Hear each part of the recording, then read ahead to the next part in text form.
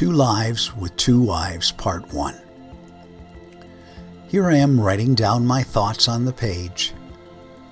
For more than a year, I have dedicated my life to exploring the dynamics of human manifestation, unity, and transformation.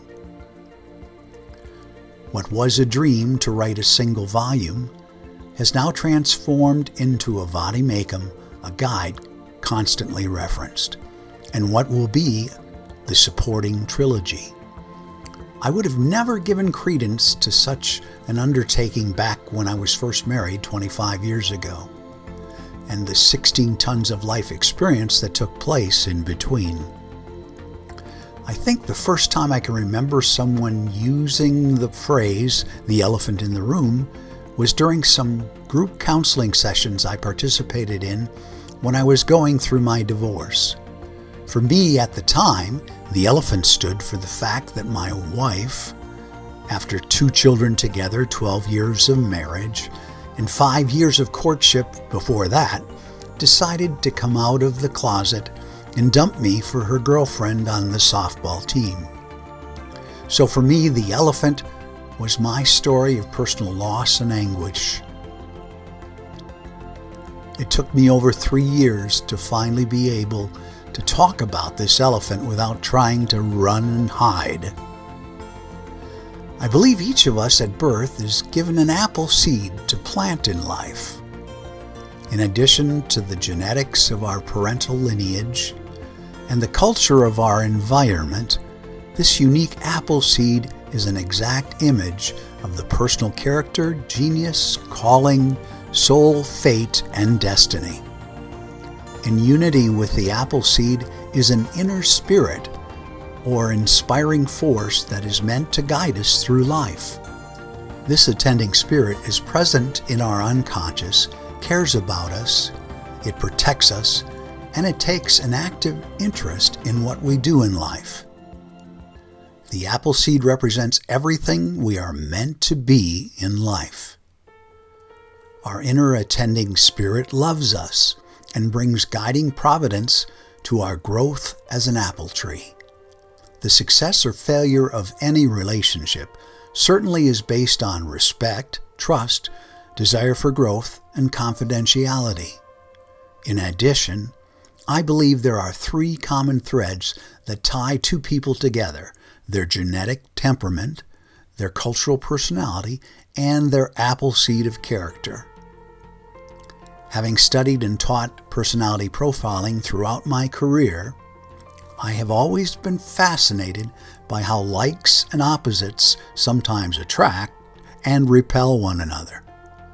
I believe compatibility based on temperament and personality are the make it or break it in a relationship. But it's the apple seed of character that determines the difference between average and great partnerships. I met my first wife when I was a junior in high school. Her folks had a cabin on the same lake where my grandparents lived. As kids growing up, we passed by each other many times on weekends while fishing, boating, and water skiing, but we never paid much attention to each other. She was 2 years younger, and it wasn't until the summer when she magically filled out the top half of her bikini that my testosterone kicked in and added her to the list of ladies on my dating radar screen. The 2 of us dated off and on over a 5-year period. During this time, we both saw other people, but for every 1 new guy she dated, I probably had 3 or 4 girls on my list. At one time, I had 7 different girls in 7 different cities in my little black book. It was after our trip to Seattle on a motorcycle together that I decided to ask her to marry me.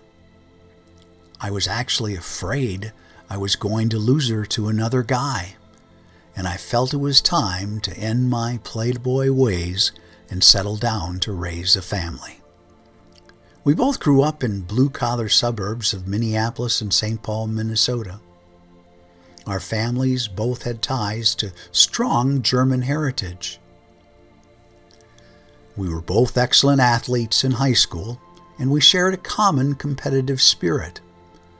There was definitely an organic physical attraction between us.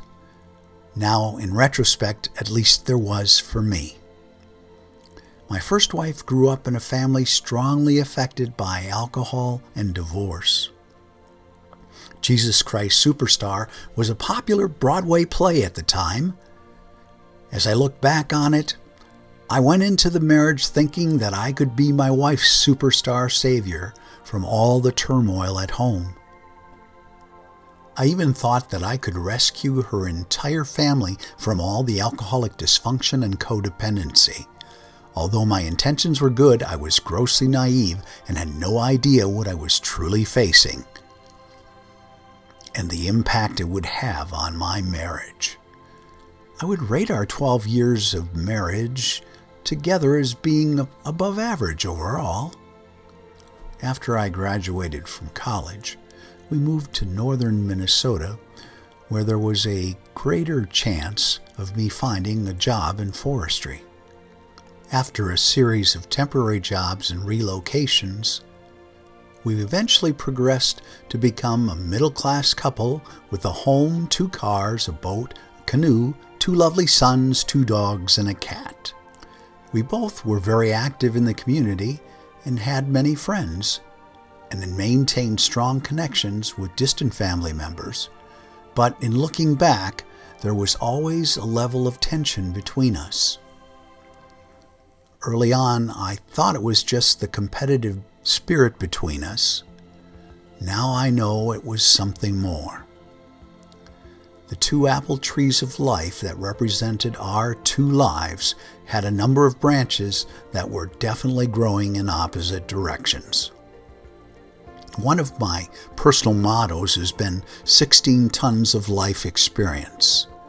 The 16 tons represent the 16 different careers I've had. I'm sure my first wife would have much preferred for me to find an 8-to-5 job Monday through Friday with great benefits and lots of vacation. She would have preferred my choosing a single career that I would continue in until retirement. Instead, during the 17 years we were together, I went from grease monkey to rock star, sheetrock sander to forester, creamery worker to county agent, and drywall distributor to college administrator. The straw that broke the camel's back of our relationship came when I suggested moving to St. Cloud, Minnesota, in pursuit of my developing passion and a new career in computers. I believe there were many things that prompted my ex-wife to come out of the closet when she did, and to seek out a relationship with another woman. Although it took me 25 years after the fact to truly realize it, I believe that her inner spirit, her guiding force, included a stronger connection to women than it did to men. I honestly believe that had she grown up in a different family situation, outside the constraint of her domineering alcoholic father, she would have openly expressed her sexual preference much earlier in life. In looking back, I can remember a girlfriend she had during her high school years that played softball and ran track with her. I recall very vividly the emotional twinge I felt in observing their relationship together. There was a magic there, a chemistry that under different circumstances could have easily developed into more than just being fellow teammates. Story continues. 2 Lives with 2 Wives, Part 2.